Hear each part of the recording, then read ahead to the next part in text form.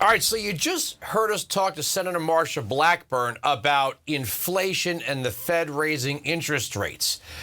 You listen to Brian Deese, you listen to the Biden administration. They say, well, this is not our fault. It's Putin's fault. It's a global condition. We had nothing to do with it. And oh, by the way, the COVID lockdowns.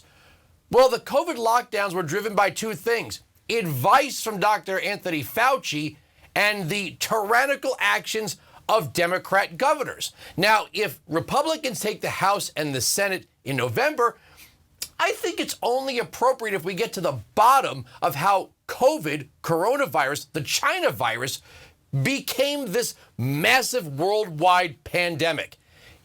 Here's Dr. Anthony Fauci basically daring Senator Rand Paul to investigate him.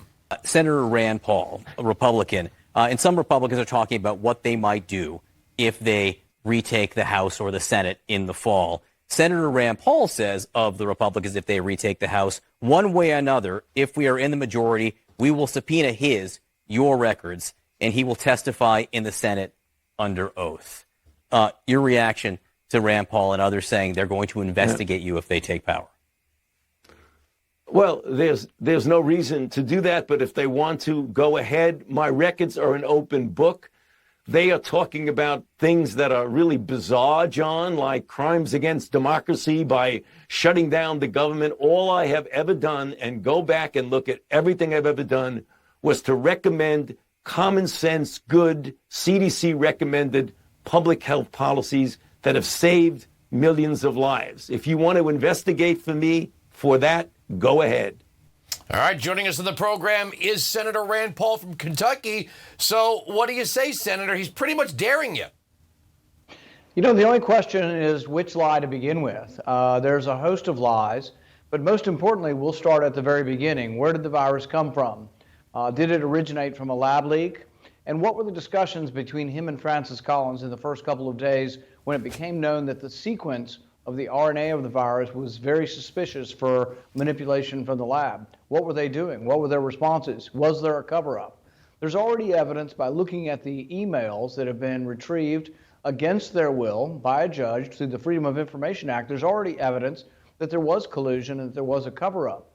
We also have evidence of Dr. Collins saying to Anthony Fauci, take them down. Take down these scientists that are opposing us. Scientists from Harvard, a scientist from Stanford, a scientist from Oxford.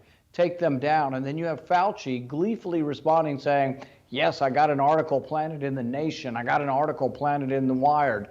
There's going to be a discussion of whether or not they were abusing their government office to take down rival science and take down rival theories, because those theories would indicate that if it came from a lab, that yes, Dr. Fauci and Dr. Collins bear some responsibility for the pandemic because they funded this dangerous research.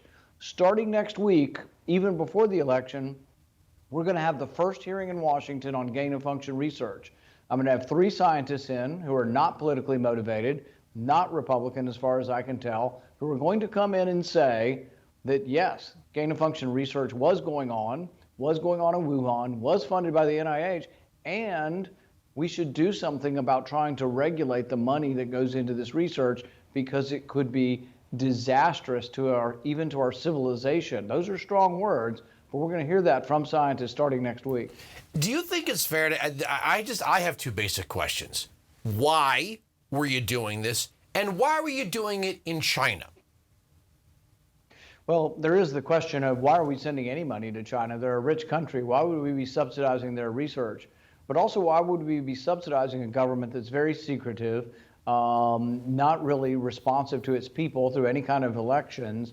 And why in the world would we be sending our secrets and helping facilitate them in a country that is basically a totalitarian regime?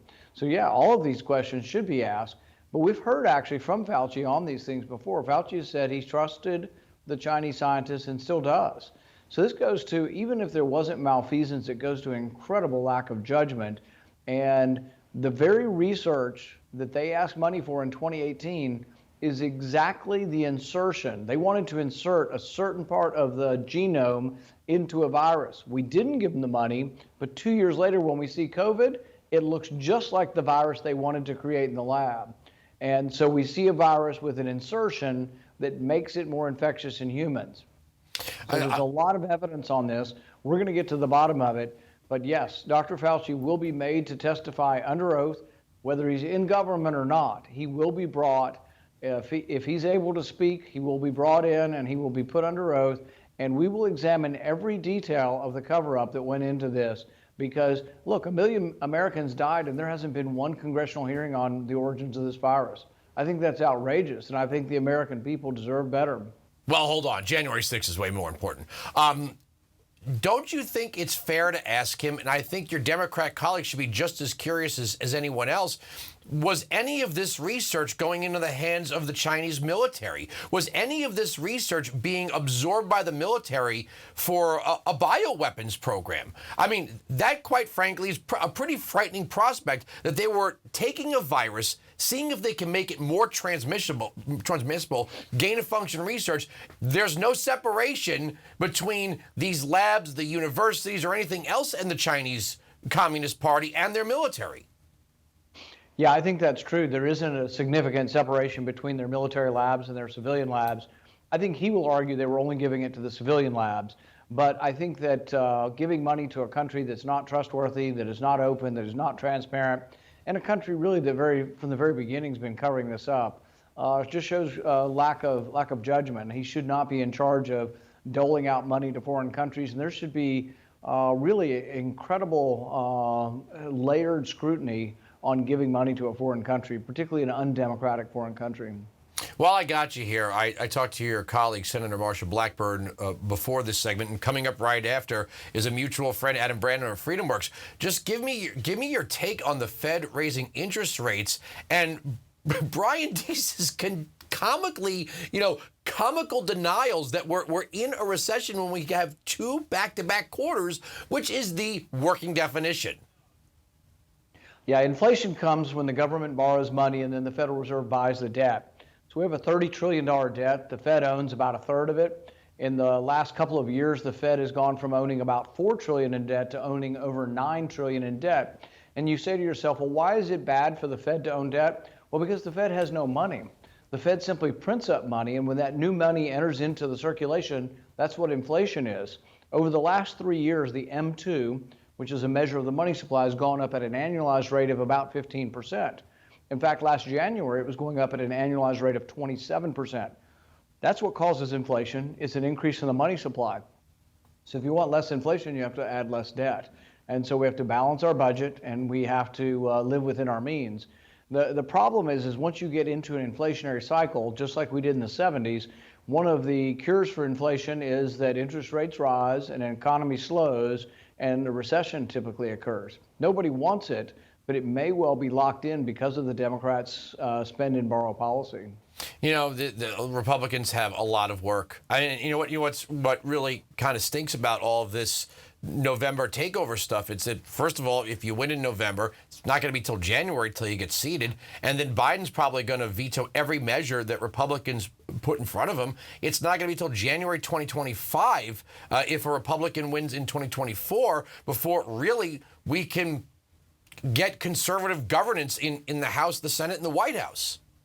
Come on, where's Andrew the Optimist? I thought I was interviewing with Andrew the Optimist here. Well, you didn't invite me to the dinner last night that we talked about before. Yeah. You and Adam had dinner without me last night.